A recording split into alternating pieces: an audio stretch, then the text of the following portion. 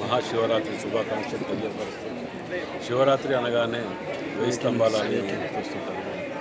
ఎందుకంటే ప్రసిద్ధి చెందినటువంటి ఆలయం ఉన్నట్టది శివాలయం 1000 స్తంభాల గుడి. మరి శివుని ఆజ్ఞ లేని చీమ కూడా కలగదని అంటుంటారు.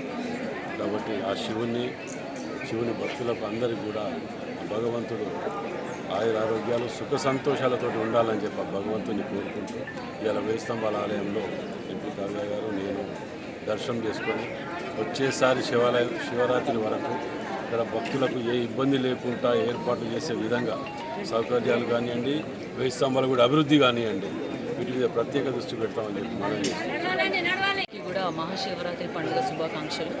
ఈరోజు నేను వరంగల్ వెస్ట్ ఎమ్మెల్యే నాయన రాజేందర్ రెడ్డి అన్న గారు ఇక్కడ 1000 స్తంభాల గుడికి వచ్చి పూజలు చేయడం జరిగింది. ఇది ఎన్నో సంవత్సరాల చరిత్ర కలిగిన అతిపెద్ద దేవాలయం. అదేవిధంగా కాకతీయులకు ఇష్టమైన దేవుడు శివుడు కాబట్టి ఇక్కడ అనేక శివాలయాలు ఉన్నాయి.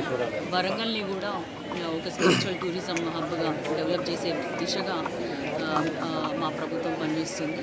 అందులో భాగంగానే ఇక్కడ డిపిఆర్ డెవలప్ చేసుకోవడం కానీ, ఇక్కడ పథకాలు రావాలి లేకపోతే ఫండ్స్ రావడానికి మేము ప్రయత్నిస్తున్నాం. అందరూ కూడా ఈ రాష్ట్ర ప్రజలందరూ కూడా సుఖశాంతులతో ఉండాలి, సంతోషంగా ఉండాలి అని ఆ భగవంతుని కోరుతున్నాం.